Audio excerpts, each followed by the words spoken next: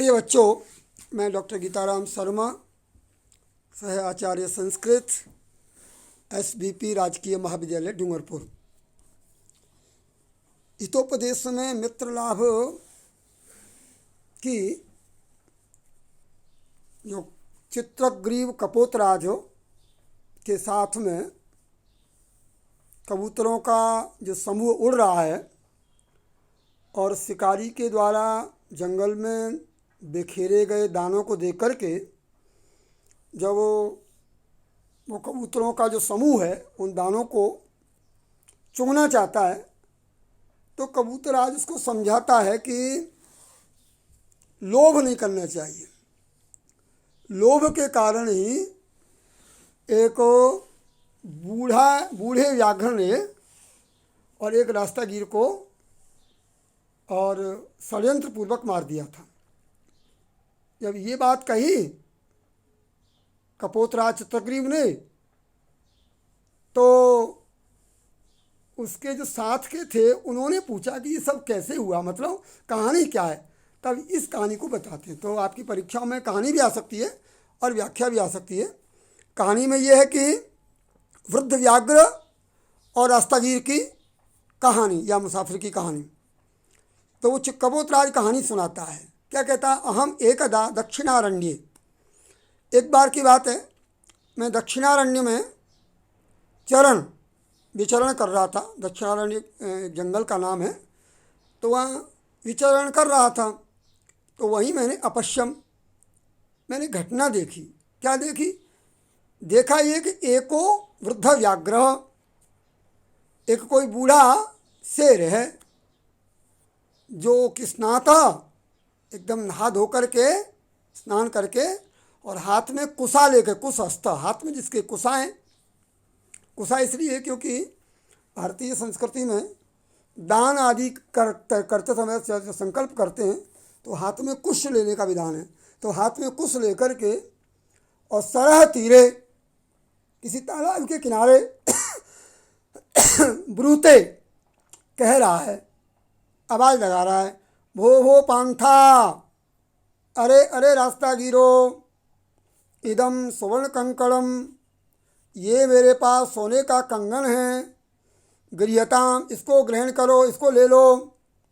ततो जब ये बात सुनी, इसके बाद लोभाकृष्टेन केनचित पांथेन आलोचितम, लोभ से आकृष्ट हुए, लोभित हुए, केनचित किसी आने जाने वाले किसी, पांथेन रास्तागीर ने, आलोचितम विचारम कृतम, विचार किया।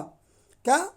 भाग्येन एतत् संभवति, भाग्य से ही हो सकता है। किसी के भाग्य में अगर कहीं से छप्पर फाड़कर समृद्धियाँ आनी लिखी होती हैं तो लोभ के कारण उसके मन में आया कि हो सकता है।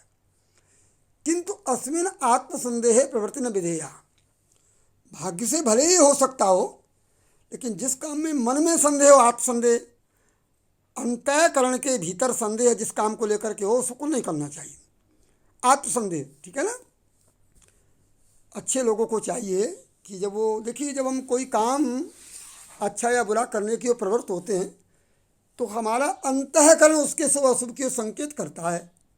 मन से एक आवाज़ आती है कि हमको ऐसा करना चाहिए या नहीं करना चाहिए। पर क्या है कि लोभादि के कारण हम अंतःकरण की बात को सुनते ही नहीं हैं। तो वो कहने लगा, उसके मन में द्वंद्व चल रहा है कि हो तो सकता है लेकिन मेरे मन में इसके प्रति संदेह है, और जहाँ मन में संदेह हो वहाँ नहीं करना चाहिए। किसने कहा? ये सोचा ये रास्तागीर ने।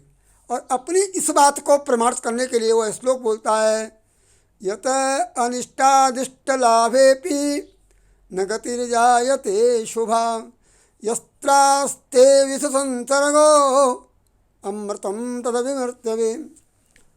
कहते हैं कि अनिष्ट साधन हो, साधन अपवित्र है और लाभ हितकारी है, इष्ट लाभ है, ठीक है ना। लाभ मिलने वाला लाभ तो हितकारी है पर साधन है अनिष्ट, ठीक है। जैसे पैसा आएगा लेकिन आएगा जुआ से, तो पैसा तो इष्ट है, इष्ट लाभ हो गया, लेकिन आ कहाँ से आए? जुए से आ रहा है, भ्रष्टाचार से आ रहा है, रिश्वत से आ रहा है, बिना श्रम के आ रहा है, चोरी से आ रहा है, ठीक है, तो ठगी से आ रहा है, पाखंड से आ रहा है। तो ये जो धन तो इष्ट है, पर इष्ट धन भी अगर अनिष्ट अशुभ जगह से, अशुभ साधन से आए तो न जायते गतिर शुभा। तो ऐसे उस धनागम की, उस लाभ की जो गति है ना, वो शुभ नहीं मानी जाती। मतलब वो शुभ नहीं है, वो खतरनाक है, वो ठीक नहीं है। एक उदाहरण दिया, यत्रास्ते विततंतरगो अमृतम तदपि मृत्यवे। जैसे कि अमृत में, अमृत जो अमर कर देता है, लेकिन उसमें विष भी मिला हुआ है और विष की मात्रा ज़्यादा है। तो हम जिसको अमृत समझ के पी रहे हैं, अमृत होने के बाद भी वो जो विष की मात्रा ज़्यादा है ना, उसके संपर्क से अमृत भी मृत्यु का कारण बन जाएगा। तो अमृत था तो इष्ट लाभ, पर किसके साथ मिला हुआ था? विष के साथ। इसलिए अच्छा लाभ भी गलत माध्यम से आए, अच्छा लाभ भी, दोस्त अच्छा है लेकिन आदतें खराब हैं, तो वह कहीं ना कहीं अपने लिए शुभ नहीं है। ऐसा उसके मन में द्वंद्वात्मक विचार चल रहा है। तथा चोक्तम, चूँकि जब लोभ होता है ना, लोभ काम क्रोध, तो एक मन में एक द्वंद्व होता है, एक युद्ध होता है, लड़ाई होती है। कभी अच्छे विचार आते हैं तो बुरे विचारों को दबा लेते हैं। अब उसके मन में एक बार अच्छी बात आई कि मुझे विश्वास नहीं करना चाहिए, है ना, रास्ता गिर के, लेकिन लोभ जो भीतर से उसको लोभ फिर हावी होता है। तो लोभ हावी होता है तो क्या कहता है वो? तथा चोक्तम न संशय मनारुह्य नरो भद्राणि पश्यति संशयं पुनराह्य यद जीवति पश्यति। तुरंत ही उसके मन में दूसरा विचार आ गया। पहला विचार तो अच्छा आया था, हितकारी आया था, अब अहितकारी विचार आ गया मन में, क्योंकि लोभ है। कहते हैं कि देखो भाई, संशय को तो जीना ही पड़ता है, मतलब जोखिम तो लेनी ही पड़ती है। संशय पर बिना चढ़े, अर्थात जोखिम लिए बिना किसी मनुष्य को उचित लाभ नहीं मिलता। ऐसे थोड़ी जोखिम उठाने का साहस नहीं होगा तो फिर कल्याणकारी वस्तुएं प्राप्त नहीं हो सकती हैं। संशयम पुनराह्य यदि जीवित पश्यति। हाँ, जोखिम संशय में पढ़ करके, संशय में मतलब साहस करके, जोखिम में पढ़ करके यदि जीवित रहता है तो फिर लाभ भी प्राप्त करता है, जीवित भी तो लाभ भी देखता है। इसलिए मुझे ज़्यादा संशय न करके और इस रास्तागीर, इस वृद्ध व्याघ्र की बात को सुनना चाहिए, ऐसा मन में विचार हुआ। तो एक बार तो उसके मन में द्वंद्व हुआ कि मुझे इस प्रकार लोभ में नहीं आना चाहिए, लेकिन दूसरी ओर लोभ ने उसको प्रेरित किया कि नहीं नहीं, थोड़ी जोखिम तो लेनी ही पड़ती है भाई, है ना, लाभ लेना है तो थोड़ी जोखिम तो लेनी ही पड़ेगी। ऐसे उसके मन में द्वंद्व चल रहा है। फिर तन निरूपयामि तावतो, तो फिर विचार करता हूँ, देखता हूँ, ऐसे मन में द्वंद्व चला और देखता हूँ, ठीक है, देखता हूँ। प्रकाशम ब्रूते, कहने लगा कौन? वो रास्तागीर। किससे? व्याघ्र से। कुत्र सब कंकणम, कहाँ है भाई तुम्हारे पास कंगन, लाओ ना। व्याघ्रो हस्तम प्रसार दर्शति, व्याघ्र ने हाथ दिखाया, ये है ना, देखो ये है, हाथ को फैला करके और वो हाथ में कंगन है, उसको दिखाया, देखो ना ये। पांथो बदत, रास्तागीर बोला भाई बात तो ठीक है, लेकिन कथम मारात्मके त्वयि विश्वास, लेकिन तुम ठहरे हिंसक जंतु, मारात्मक, तुम हिंसक जंतु पर, तेरे जैसे हिंसक जंतु पर विश्वास है, कथम, विश्वास कैसे कर लूँ? तो व्याघ्र उवाच सुन रे पांथ, ए भैया, ए रास्तागीर सुन, प्रागेव यौवन दशायाम अति दुर्वृत्तम आसम, तुम ठीक कहते हो, तुम्हारा सोचना गलत नहीं है। एक तरह से तुम्हारा विचार हो, तुमने जो बात सोची है वो ट्रेडिशनल है, यही होता है, और बात सही भी है।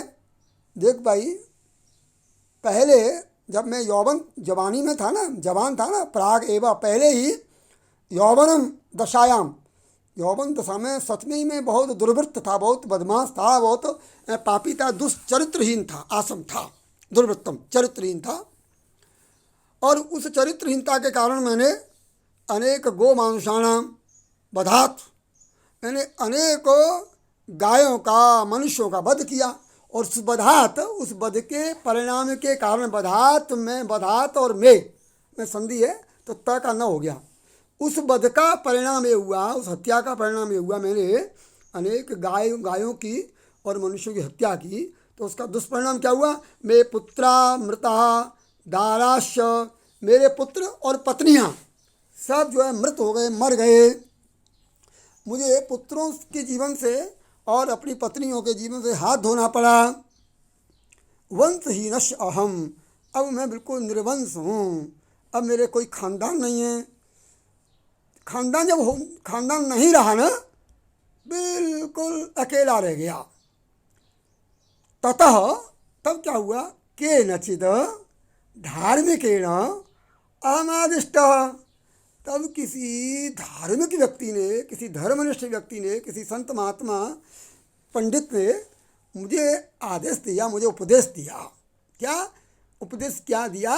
दान धर्मादिकम चरतु भवान, कि अब आप अकेले हो, कुछ दान धर्म करो, और आपने बहुत पाप किए हैं तो पाप से मुक्ति का उपाय है, कुछ दान धर्म करो। तद उपदेशात, उस धार्मिक के उपदेश से, धर्मशास्त्री के उपदेश से, अहम इदानीम अहम स्नानशीलो दाता वृद्धो गलित नखदंतो कथम निस्वास हुई।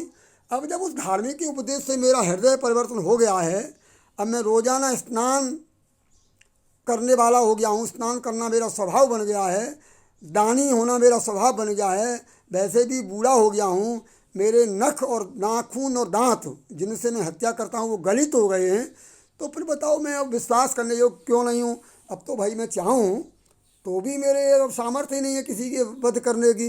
तो अब बताइए, एक तो मेरा हृदय परिवर्तन हो गया, अब मेरा दान स्वभाव हो गया, अब मैं रोजाना नहा करके और दान धर्म करता हूँ।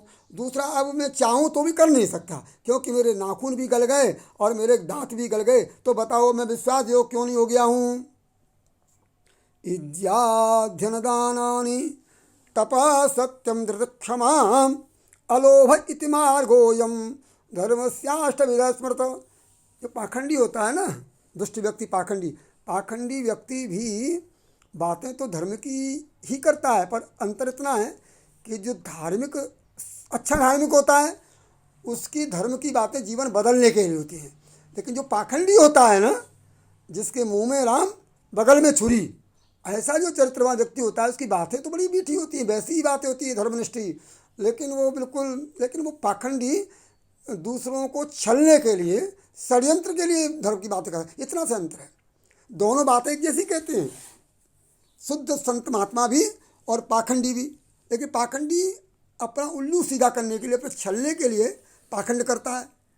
तो वो पाखंड करता है, वो रास्तागीर, वो शेर व्याघ्र कहता है देखो भाई, धर्म की बात बताता है, देखो भाई यज्ञ करना, यज्ञ, अध्ययन, स्वाध्याय, दान, तप, सत्य, धैर्य, क्षमा और अलोभ, लोभ नहीं करना, इति मार्गो अयम, इति अयम मार्ग, ये मार्ग है धर्मस्य, ये धर्म का मार्ग है।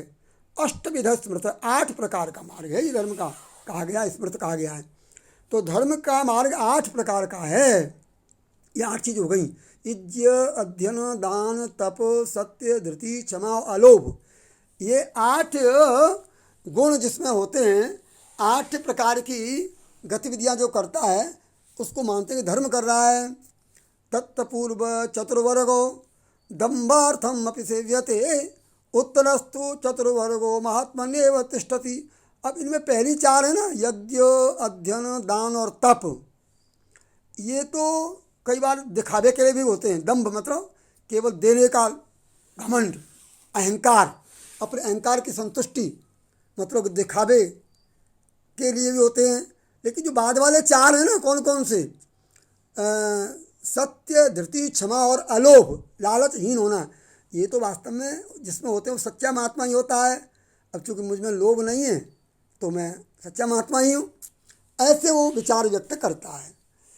मम च एतावान लोभ विरह, मेरे अंदर तो ऐसा लोभ का अभाव हो गया है, विरह हो गया है, अभाव ये न कि स्वहस्तस्थम अपि, अपने हाथ में होते हुए भी, अपने हाथ में स्थित सुवर्ण कंकणम, अपने हाथ में स्थित होने पर भी सोने के, अपने ही सोने के कंकण को यस्मई कस्मई दातुम इच्छामि, चाहे जिसको, जो भी इसका पात्र हो उसको दातुम इच्छामि, देना चाहता हूँ।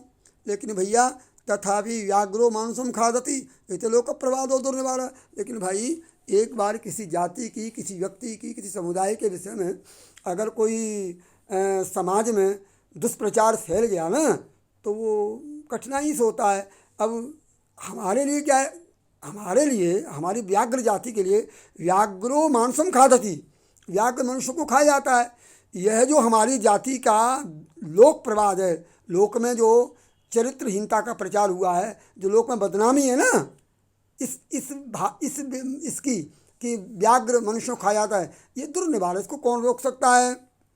गतानुगतिको लोक गुट्टुनीमुपदेशिनी प्रमाणयति नो धर्मे यथा गोघ्नमपि द्विजम। देखो, विश्वास दिलाने के लिए वो बिल्कुल विशुद्ध, बहुत धूर्त व्यक्ति ज़्यादा धार्मिक होता है, ज़्यादा धार्मिकता का पाखंड करता है। अंतरे को धार्मिक होता नहीं है, धार्मिकता का ढोंग करता है, और सच्चा व्यक्ति ढोंग करता नहीं, जो ऐसा भी है वो। तो धार्मिक जो धूर्त है ना, उसमें धार्मिक जो प्रवचन है उसके, वो कलात्मक होते हैं। तो कहते भैया देखो भाई, अब इसको कौन रोक सकता है।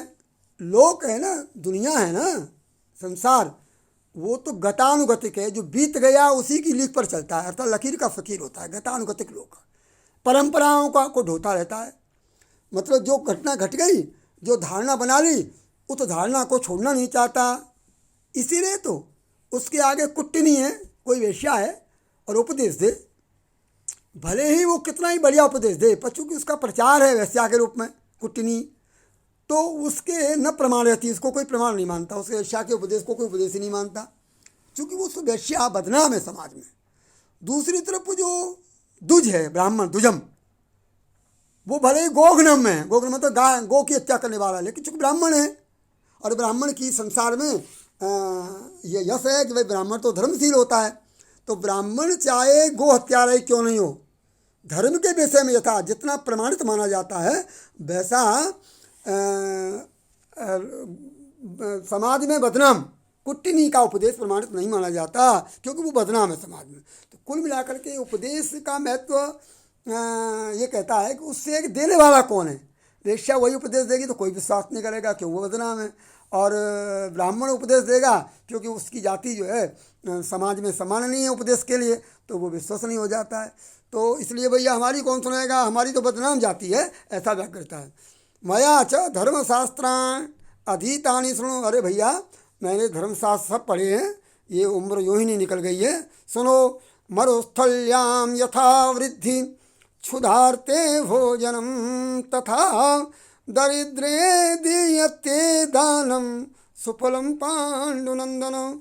भैया मैं तुझे ही क्यों दान देना चाहता हूँ, मैं तुझे ही क्यों ये सब उपक्रम कर रहा हूँ, मेरे जद क्यों है, क्योंकि मैंने पढ़ा है कि जिस प्रकार वर्षा यदि मरुस्थल में होती है तो वर्षा का होना ज़्यादा सार्थक है। वर्षा यहीं यूँ ही हो जाए जहाँ पर खूब नदियाँ हैं और जहाँ समुद्र में वर्षा का कोई मतलब नहीं है, लेकिन जहाँ पानी की ज़रूरत है ना, वहाँ वर्षा हो तो वर्षा की सार्थकता है। भोजन किसी को खिलाना है तो जिसका पेट भरा हुआ है उसको भोजन खिलाने का कोई लाभ नहीं, जो क्षुधार्त है, जो भूखा है, उसको भोजन कराने की सार्थकता है। तथा इसी तरह दान यदि देना ही है तो दरिद्रम दीयते दानम, दरिद्र को दिया जाए दान, ठीक है। दान यूँ ही जहाँ पर पहले से खूब सारा जमा हुआ है वहाँ दान का कोई मतलब नहीं है।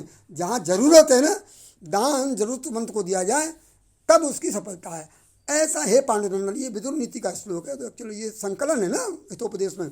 तो विदुर जी कहते हैं धृतराष्ट्र से, हे पांडुनंदन, दरिद्र को यदि दान दिया जाए तो ही सफल है। जैसे मरुस्थल में वर्षा होना सफल है और भूखे को भोजन कराना, इसी प्रकार जहाँ ज़रूरत है, जहाँ निर्धनता है, वहीं दान दिया जाना चाहिए। प्राणा यथात्मनोभीष्टा भूतानामपि ते तथा आत्मौपम्येन भूतेषु दयां कुर्वन्ति साधव। रही बात भैया, मैं भी धार्मिक हूँ, ठीक है, उन दिनों पाप किए थे, लेकिन अब तो जब बदल गया ना, अब तो हृदय परिवर्तन हो गया। तो कैसे प्राण जैसे अपने प्रिय हैं, वैसे ही अन्य भूतानाम अपि, प्राणियों के भी, भूत वाले प्राणी, अन्य भूत प्राणियों के भी प्राण उतने ही प्रिय हैं। इसलिए अपने प्राणों के प्रति प्रेम से तुलना करके आत्मौपम्येन, भाई मेरे प्राण जैसे मुझे प्रिय हैं वैसे ही सबके प्राण सबको प्रिय हैं, इस प्रकार उपमा करके भूतेषु प्राणियों पर दयाम कुर्वन्ति, दया करते हैं कौन? साधव, जो सज्जन लोग हैं ना, संत लोग हैं ना, वो प्राणियों पर इसलिए दया करते हैं, तब वो अपने जो उनके प्राण हैं उन प्राणों से तुलना करके और वो दया करते हैं सब पर। इस प्रकार आज इतना ही। अगला वीडियो, अगला जो पाठ है अगले वीडियो में।